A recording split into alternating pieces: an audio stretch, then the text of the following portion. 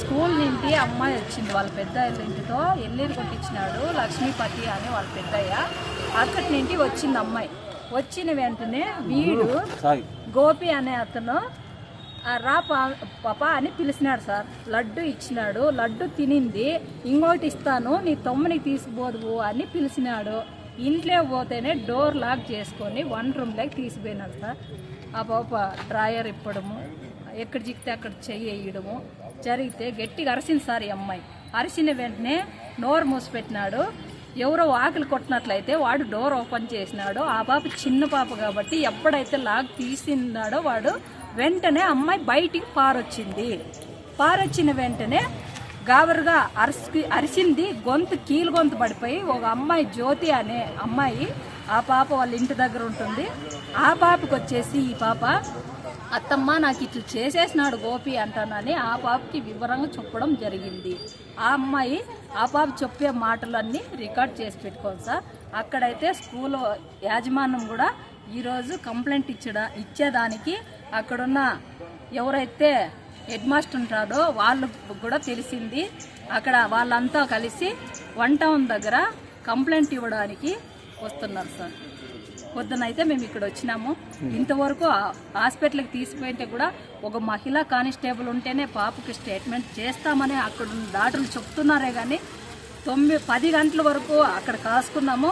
12 వరకు చూసినాం సార్. ఇంతవరకు ఏమో మీకు అంత ఆత్రమా అని అక్కడున్న డాక్టర్లు మమ్మల్ని అడుగుతున్నారే తప్ప ఈ పాపకి ఏం జరిగింది అని చెప్పే వాళ్ళైతే లేరు. ఇంతవరకు ఆ పాపని ఎటువంటి మెడిసిన్ ఆ పాపకి ఇవ్వలేదు, పండేసే ఉంది. ఇంతవరకు వాళ్ళు ఎవరు జోక్యం చేసుకోలేదు. కానిస్టేబుల్ని అడిగితే ఇదిగో పంపిస్తున్నాము అని చెప్తున్నారే తప్ప కానిస్టేబుల్ని అక్కడ పోలీస్ స్టేషన్ దగ్గర పోతే ఏమైందమ్మా? అక్కడైతే మీరు కంప్లైంట్ పెడతారా అని అక్కడ వాళ్ళ తండ్రిని అడగడం జరిగింది. వాళ్ళు కంప్లైంట్ మీరు ఇస్తారా లేదా మేమే రాసుకోవాలా అని అక్కడున్న పోలీస్ వాళ్ళు అనడం. అది ఎట్లా రాసుకుంటారు సార్? కొట్లాడినారా వాళ్ళు కేసు రాసుకోనాకి? వాళ్ళు ఒక ఏఎస్ఐ ఆఫీసర్ కూర్చున్నారు సార్. వాళ్ళ దగ్గర ఎదురు బదురులో భార్య భర్తని కూర్చోబెట్టుకొని మాట్లాడుకుంటున్నారు సార్. ఎవడైతే నిందితుడు ఉన్నాడో ఈ అగత్యానికి పాల్పడినాడో గోపి భార్యని ఎదుట కూర్చోబెట్టుకొని చీరలో సన్మానం చేస్తున్నారు సార్ మన పోలీసు వాళ్ళు. వాళ్ళని కూర్చోబెట్టి మేపి రోడ్ల మీద నిడుస్తున్నారా? ఏడున్నాం సార్? మనం భారతదేశంలో ఉన్నామా లేకపోతే పక్క రాష్ట్రంలో ఉన్నామా తెలియదు సార్. 5 నెలల బిడ్డలు మొదలుకొని ఎక్కడెక్కడో అగత్యాలు జరుగుతున్నాయంటే మనం న్యూస్లో అయినాం సార్.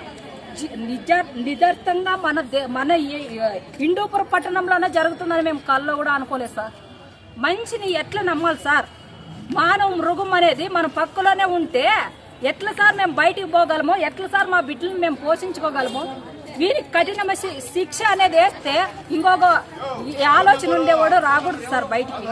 కాలనీలో మా తోటి ఆశా వర్కర్ అయినటువంటి కూతురు ఆమె ఆల్రెడీ చనిపోయింది. లేదు, తన చిన్న పాప. ఇంకా ఆ చిన్న పాపకి ఈ అత్యాచారం చేసినారంటే వాళ్ళు ఇంకెలాంటి మానవ మృగాలు అయి ఉండాలి. అది తిరుపతి ప్రసాదం అని చెప్పి దాని ద్వారా అట్లా చేయడం ఎంతవరకు న్యాయము?